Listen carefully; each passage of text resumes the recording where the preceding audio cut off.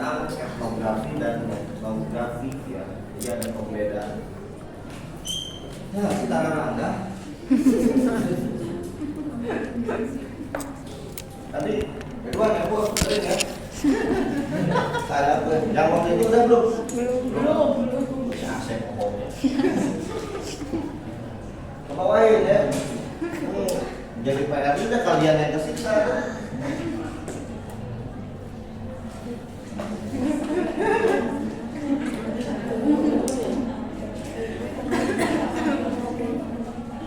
Etnografi ini adalah salah satu pendekatan yang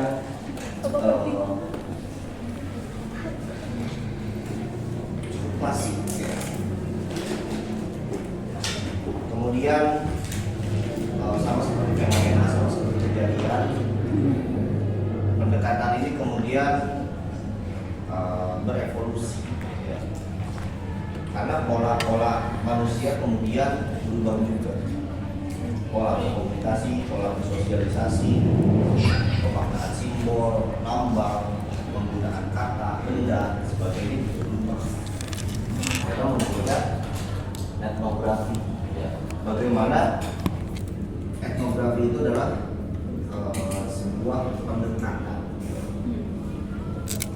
tentang bagaimana kalian itu bisa menggali artefak budaya, bahkan menelusuri dari awal gejala kemunculan. Nah di sini kalian harus memahami budaya di dunia fisik dan juga digital, ya, atau dunia online dan dunia offline.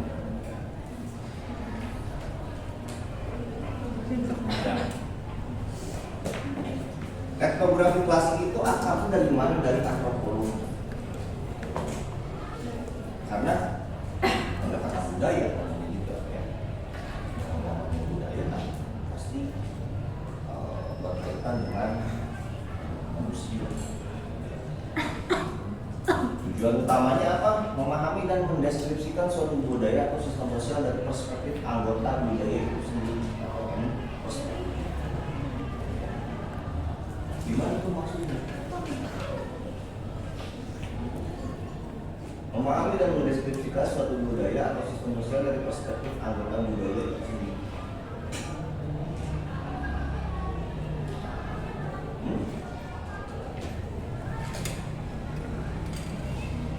Gimana?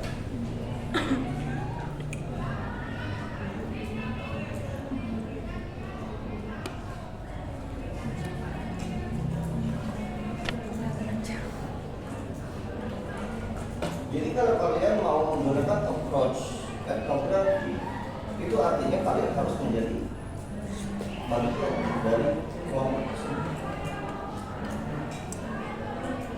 Anda mau menjadi, misalkan, mau meneliti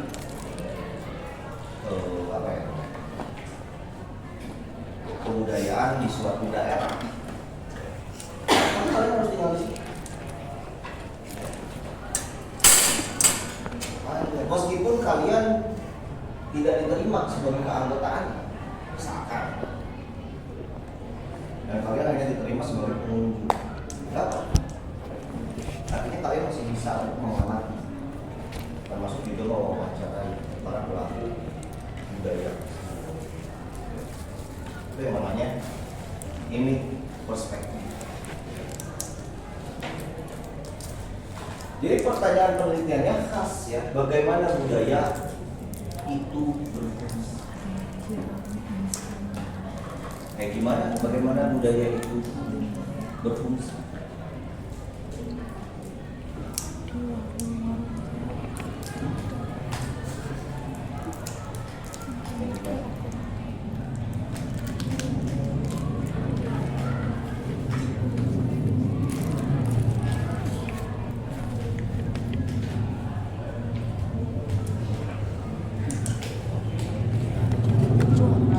Misalkan kalian kuliah di daerah Bandung, wilayah timur.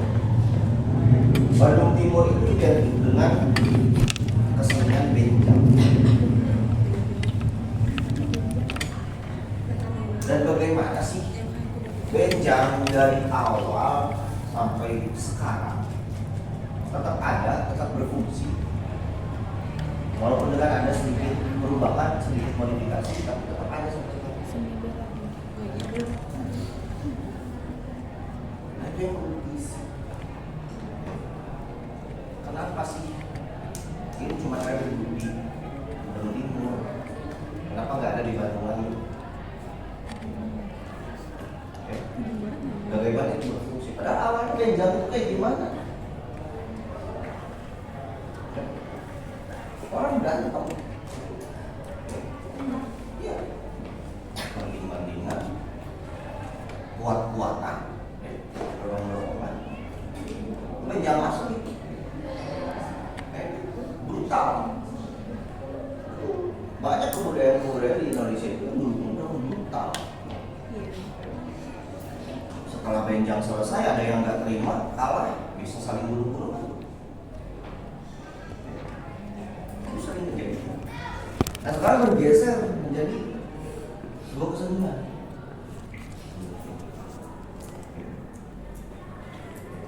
Jadi bagaimana? Lalu apa nilai norma dan praktik yang dimiliki oleh kelompok tersebut? Apakah para pelaku kesenian benjang itu saat melakukan teatrikal sambil mabuk, atau dengan normal, atau dengan mitologi itu kesurupan? Bagaimana? Anda bayangkan ya, benjang bawa sisingangan atau kuda-kudaan, di atasnya naik, memang anak-anak sih. Ya, itu aja udah berat, kayak gitu aja udah berat. Terus wilayah Bandung Timur, ya, itu panjang, bayangkan. Jadi, apakah memang mereka kuat-kuat, atau mereka itu ada unsur nagisnya, atau unsur terornya, atau berapa? Magic keturunan. Itu kan yang sebetulnya menarik. Nah kalau lihat, dan aneh ya, saya tuh tiap minggu, saya kan ada rutinitas ya, minggu itu pasti minggu sore itu main sepak bola. Dan pasti kepegat benjang.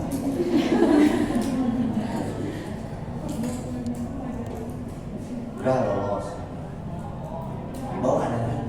Iya. Nggak dibantu, lolos lah. Di bawahnya ada kan? Oh udah, saya nggak akan lewat alun-alun itu terus, lewat Cikorea. Ada benjang di depan luar. Nah, saya waktu itu yang main dulu, saya sampai kesal ya karena telat. Udah lolos tuh, kalau ke Cikorea itu mau balik, ya, kalau di Cikorea ayah dari benjang. Bukan di stop dulu. Saya udah kesel itu. Kang, saya udah di stop 2 kali, orang tegas setengah jam buat diukur. Ayo benar, ya, membunuh. Dari mangkok ya.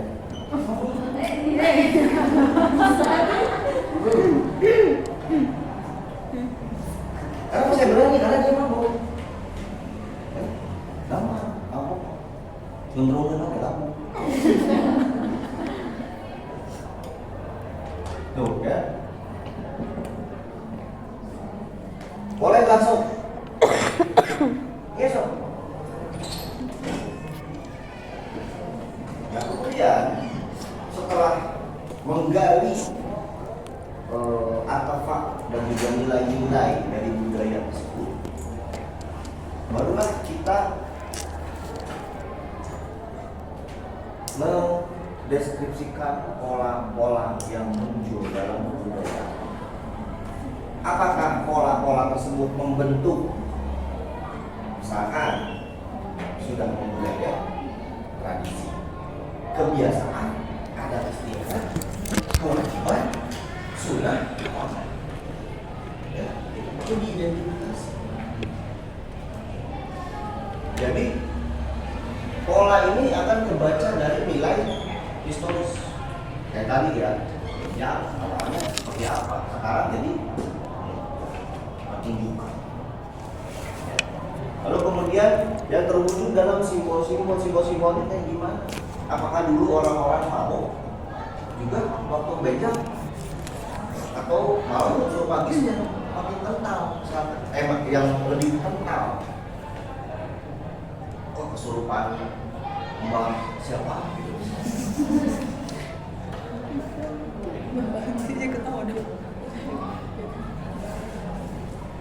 Nah biasanya simbol-simbol ini kan artinya ketika suatu pola itu membentuk suatu simbol, suatu makna, maka itu bisa diasosiasikan sebagai bentuk komunikasi. Orang berkomunikasi lewat simbol, lewat lambang, lewat istilah, lewat apa lagi? Isyarat, lewat apa lagi? Lewat batu, tinggal dan sebagainya. Itu adalah pola-pola komunikasi. Artinya ada orang yang bersosialisasi, mencoba bersosialisasi. Kemudian melestarikan ini kayak gimana? Masih ada waktu-waktunya. Kalau ada tetuanya yang masih hidup, tanya, ada nggak penerusnya? Kemungkinan akan dilestarikan atau tidak. Harus mengembangkan pengetahuan serta sikap terhadap kehidupan. Nah, ini ada sumbangsi. Tapi kalau Anda mau meneliti tentang Wenjang, sudah banyak ya orang yang meneliti tentang Wenjang, bahkan artikel-artikel terbuat itu sudah banyak, jadi sudah tidak aktual.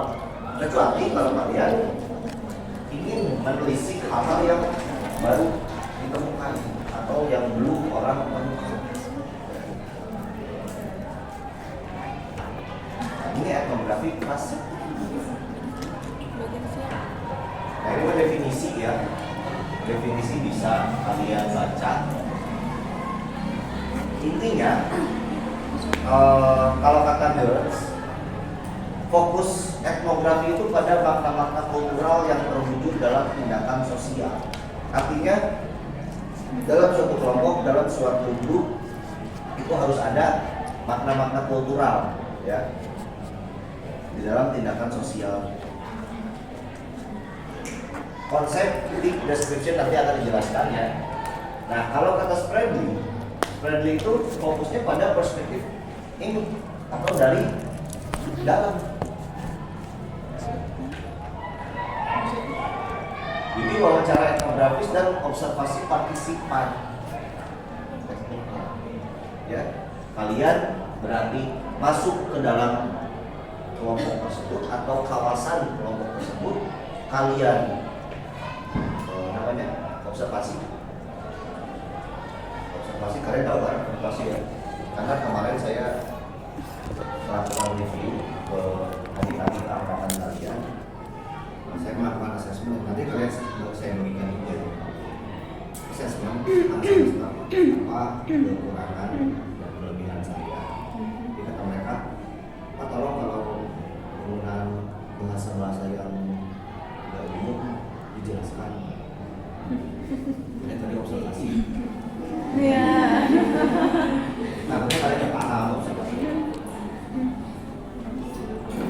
Saya nggak ingat ya, kadang dia semester 1 mereka belajar dari SMA kan, kadang apa ya itu observasi, apa ya itu interpretasi, apa ya itu. Iya. Saya kan terus ngomong.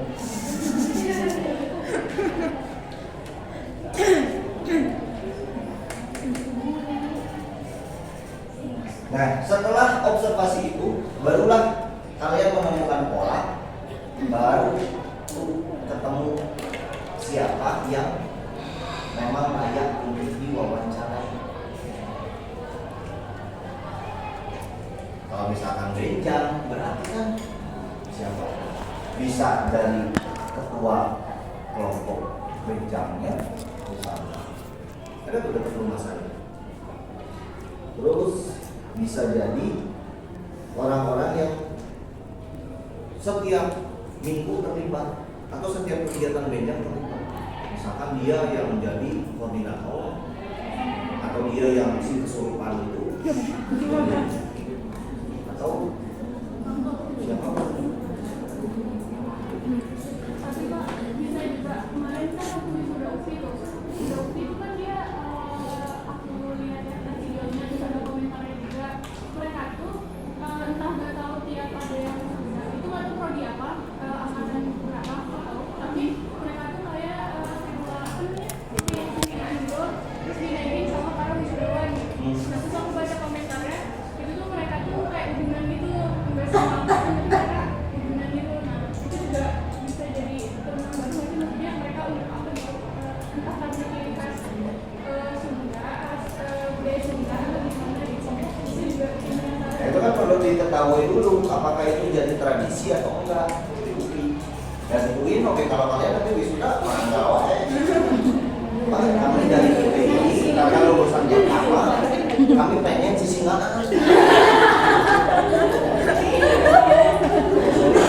yang punya acara sisipkan tuh jadi kalian mau dipanggil apa sisingan Lucu banget.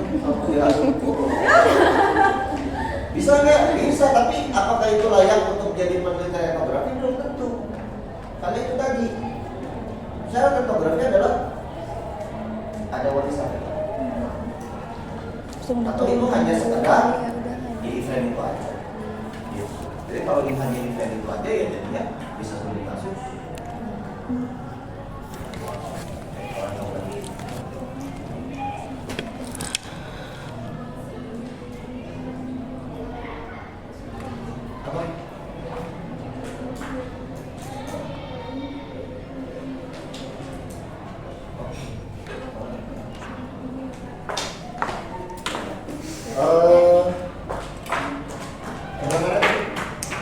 Selanjutnya John Van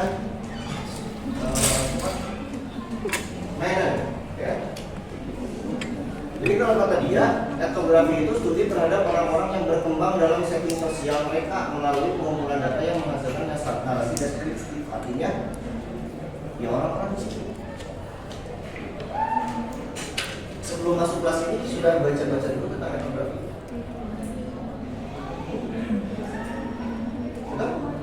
Pasti dulu. Karena biasanya dadakan, dan kalau misalnya dadakan itu pemasukan. Dadakan apa yang itu?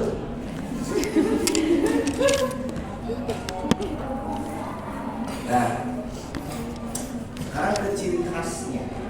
Ini ya tadi untuk menjawab pertanyaan Evia juga. Ya.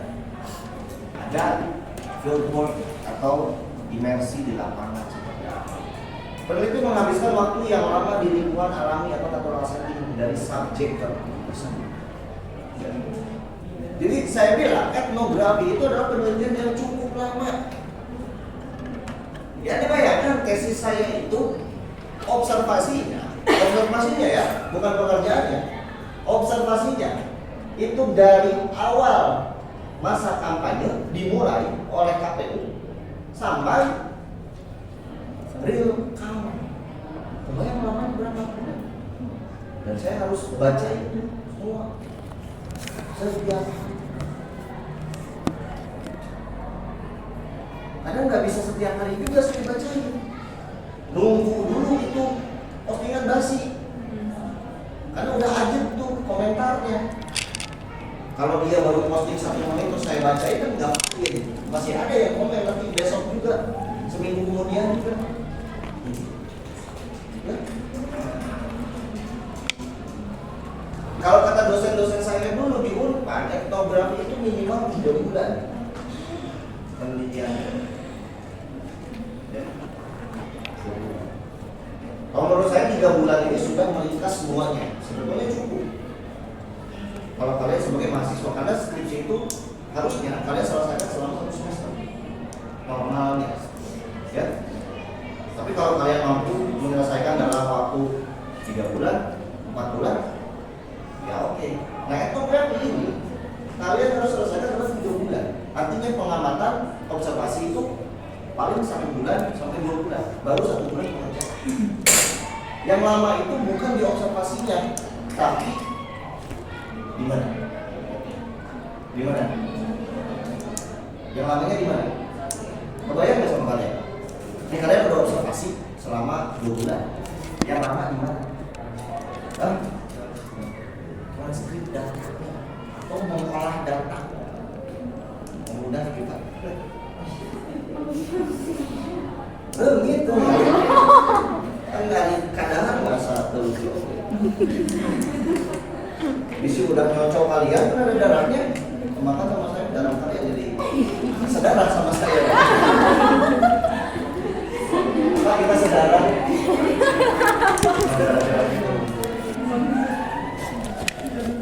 Paling susah itu adalah proses pengolahan data. Karena kadang suka bingung. Benar. Ketika dapat data bingung. Si ayo ngolahnya gimana? Benar. Makanya penting kalian membuat timetable.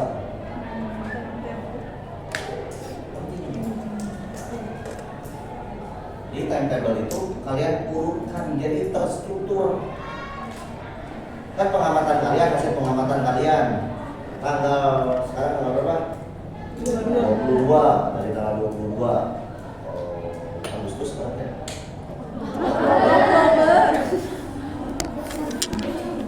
Oktober ya? Sekarang Oktober tahun kemarin ya? Iya ya 22 Oktober, ya kalian itu catat, ada pencatatan baik itu pencatatan digital atau pencatatan tulisan, terserah kalian ya, itu mah selera. Cuman ingat, kalau di laptop, di HP perlu backup. Perlu backup. Kalau hilang nangis kalian. Catatan, hati-hati, jangan sampai kena hujan, jangan sampai basah. Pernah terjadi saya itu pas mahasiswa dikenal orang suka bawa logbook. Kalian tahu logbook? Jadi bukan binder. Jadi saya bawa buku catatan dari kulit, kulit asli, bukan kulit sintetis. Dan itu jadi khas saya. Kemana-mana bawa. Gak gede, lebih kecil dari binder dikit. Observasi. Saya masih ingat, saya pakai ballpoint warna biru. Ya kan? Karena kan saya lebih suka nyatet dibanding di HP, dan waktu itu juga HP itu masih BlackBerry.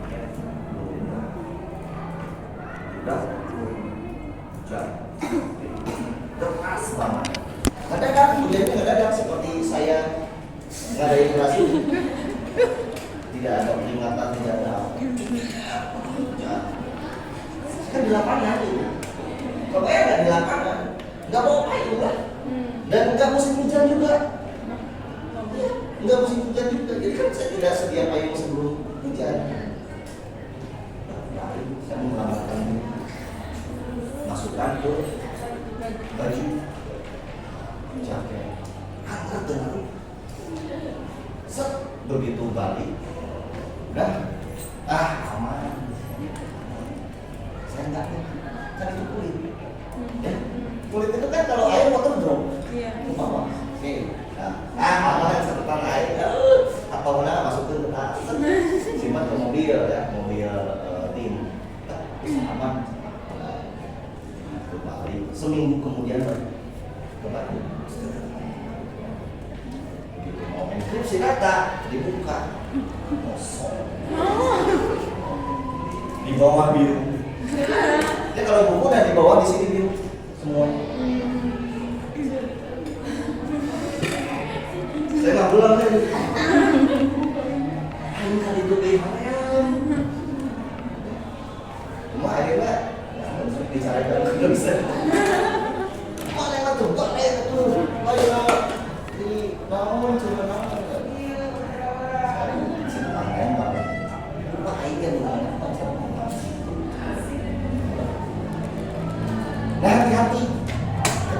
kalian melakukan observasi karena bawa kresek benar. Iya itu kan. Lalu bawa kresek pulang. Pernah terjadi juga. Asup baik, gak kresek asup kresek nggak bolong, hanyut ke sungai. Tapi itu bukan salah saya, salah teman saya. KB, HP ya, catatan untuk saya enggak. Ya, teman saya yang parahnya kamera. Tas kamera. Oh, tapi untungnya di tas gitu. Jadi masih tak langsung diambil belum basah bawah di bawah langsung diselamatin kamera. Belum saya. Kalau kayak kondisi kayak itu kan panik. Pasti panik. Tapi sekarang kan udah banyak ya tas yang dilengkapi dengan apa? Jas. Lain jas satunya. Jas tas jam jelema. Jelas jas jam jelema. Jas tas. Clean cover.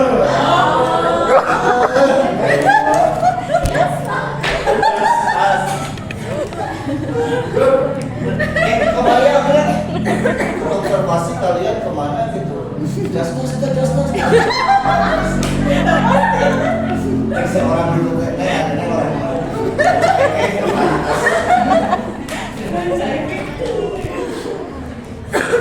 itu ya. Lalu observasi partisipan ya. Nah, jadi si subjek-subjeknya juga kalian perlu observasi sehingga kalian nanti akan menentukan ya. Harus ada keseimbangan antara menjadi peserta dan pengamat.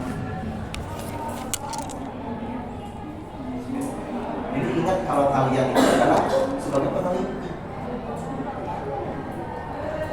Lalu sumber data atau ada triangulasi, kemarin sudah dibahas tuh triangulasi sama Pak Ustaz. Ini udah tahu lah berarti. Ingat ya, saya kasih tahu artefak itu bukan cuma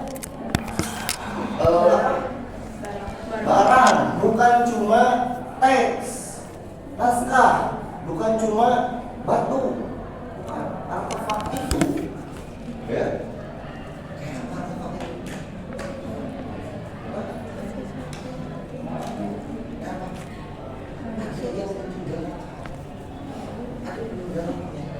Termasuk kebiasaan, termasuk tutur kata. Misalkan dirancaiin khasnya apa dalam perkataan. Ya? Ada nggak? Geni. Geni di Bandung. Nggak ada, berarti tidak ada khas. Apa kira-kira yang ada khas? Oh, Bandung kan Pak, ada kalau kata-kata ada beat.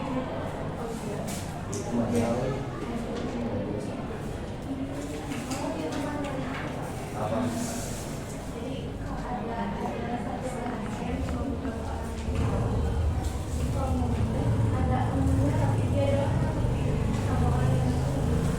Kamu itu?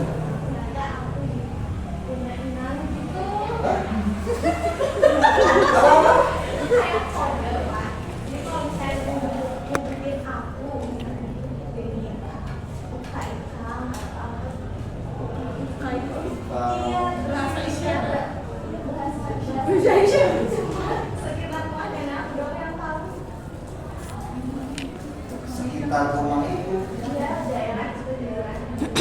daerah itu, satu kawasan itu.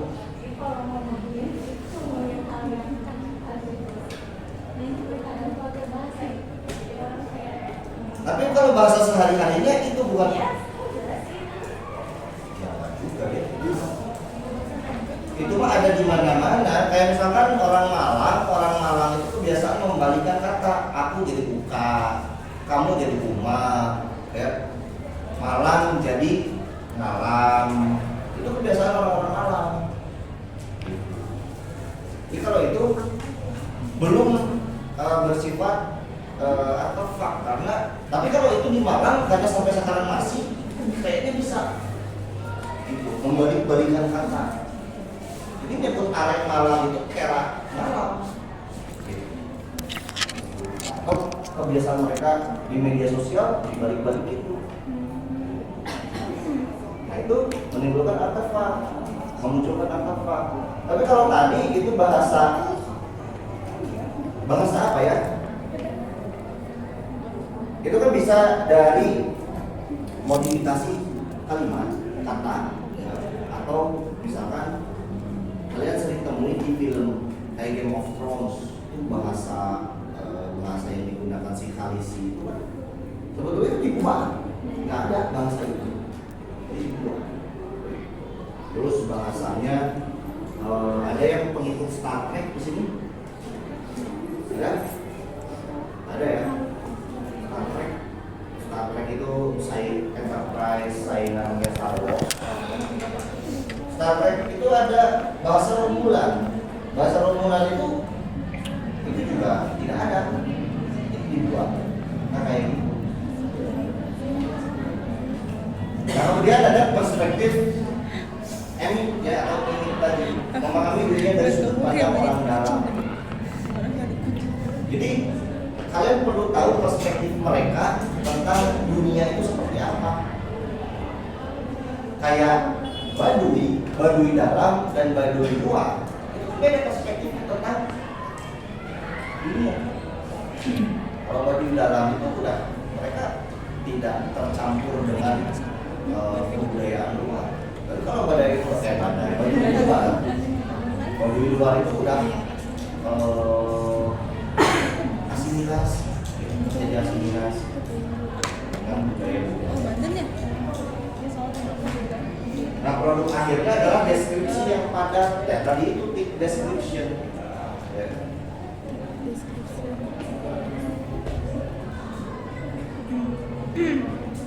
Nah, teks description itu kayak gimana? Bukan hanya mendeskripsikan apa yang terjadi, tetapi konteks, makna, dan intensi di balik tindakan tersebut. Yang perlu dijaga. Jadi kalau saya waktu meneliti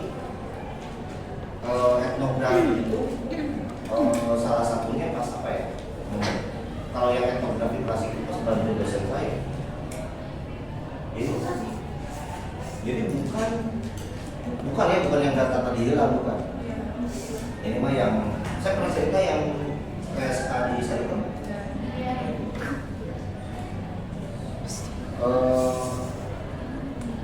Salah satunya, jadi itu kan terbagi jadi dua penelitian ya, fenomenologi dan juga etnografi. Jadi menjawab bukan apa yang terjadi saja, jadi terjadi adanya pelacuran di Serpong, di mana kawasan sampai ada polsek, ada sekolah dan sebagainya. Ya, tapi bukan ada. Kami membagi kepada konteks, makna, dan intensi di balik tindakan-tindakan tersebut. Itu yang penting. Karena intensi di balik tindakan itu selalu melahirkan konteks. Ya. Tanpa konteks itu nggak akan muncul artefak. Nah ini saya berhubungan.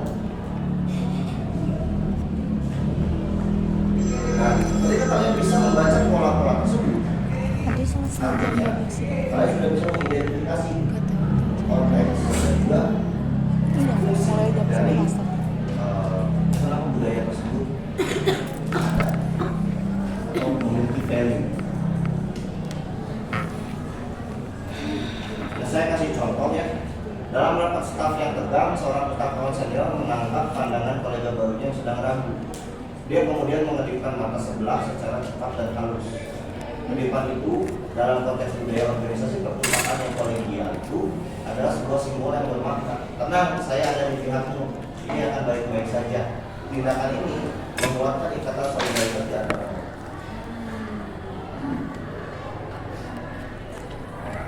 Terus apa lagi? Jadi ada apa ya namanya? Ada kode, ada transaksi kode yang hanya dipahami oleh mereka. Kayak yang tadi Hasna contohkan itu bisa-bisa saja.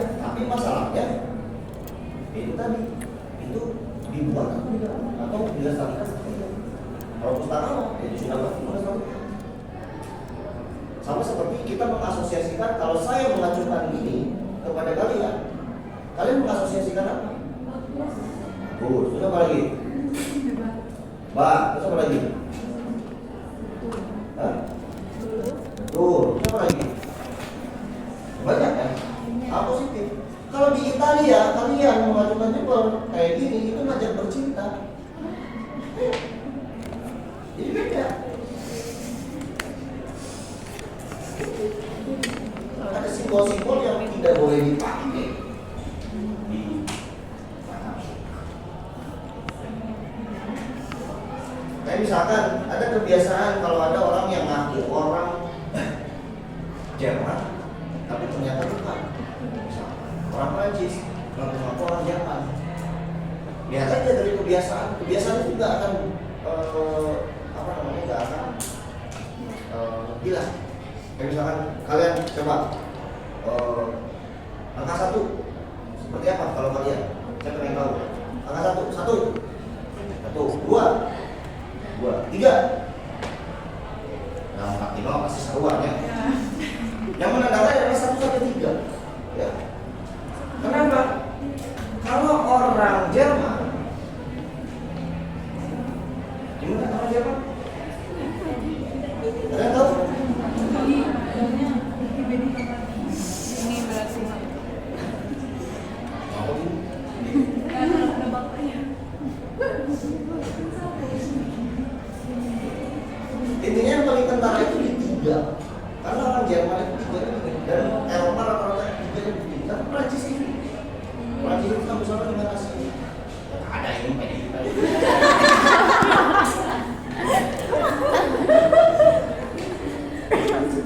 Dari cara berhitungan tidak bisa kelihatan.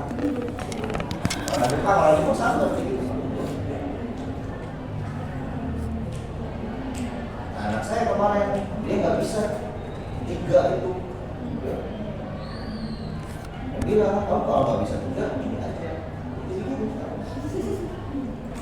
Nggak bisa. Ya, terus kemarin saya cek lagi, coba berhitung lagi bisa. Sekarang udah lancar, aku 2, 3, udah Asia. Ya iya lah, udah Asia 1, 2, 3 kan. 1, 2, 3. Itu yang beda. Nah kemudian ada yang namanya evolusi konsep. Seperti tadi saya bilang, jadi ke etnografi atau etnografi virtual. Atau tahun 90-an itu etnografi dunia maya. Disebutnya masih dunia maya ya, belum virtual. Fokus pada komunitas online sebagai dunia terpisah. Contoh studi tentang multi-user dungeons. Jadi dulu tuh ada games, saya kalian belum lahir ya. Games itu populernya dungeons ya. Minecraft tuh sampai sekarang.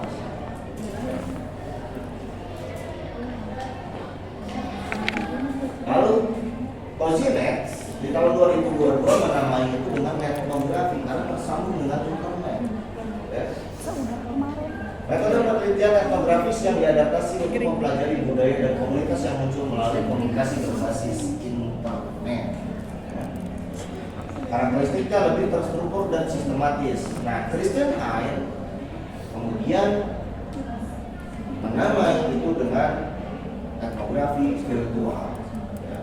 Nah, kalau saya dalam etnografi virtual saya berpegang pada 2 orang ini, Christian Hein dan juga Robert Cozinet. Karena mereka yang saya rasa bacaannya lebih ringan, nggak berbelit-belit, dan saya lebih setuju dengan istilah yang di 2 orang ini. Karena kalau kalian melihat sekarang fenomena di penelitian, terutama ada yang namanya etnografi digital. Ya. Saya kurang sepakat kalau pakainya etnografi digital, karena digital itu sudah ada dari dulu sebetulnya. Nah sedangkan ruang-ruang virtual dan etnografi itu dari 90-an. Makanya saya lebih setuju dua istilah mereka ini. Kecuali kalau kalian pakai etnografi digital untuk misalkan meneliti digitalisasi suatu kawasan, suatu kelompok dan sebagainya.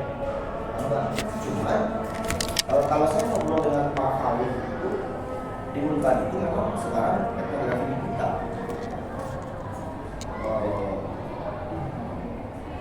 Khususnya perpustakaan ya, tapi kalau komunikasi ini sih masih etnografi virtual.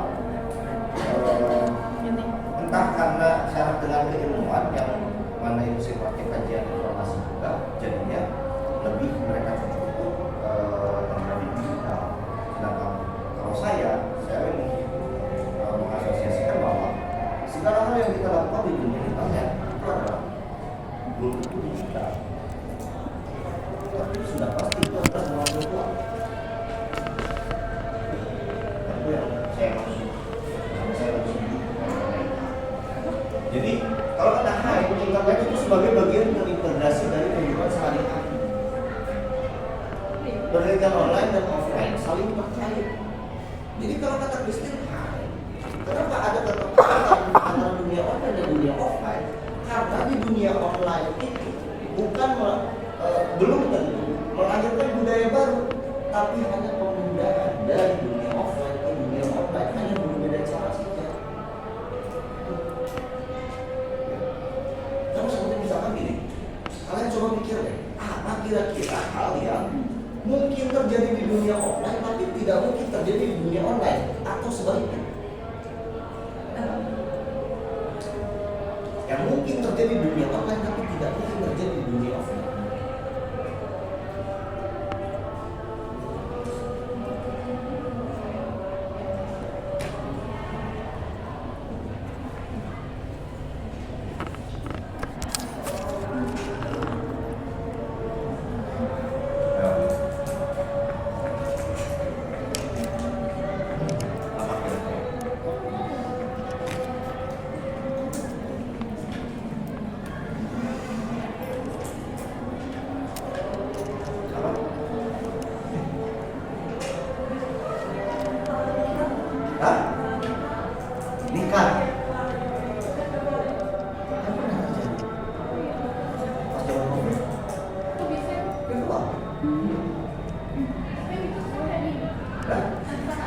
Ya kondisi memungkinkan si penghulunya virtual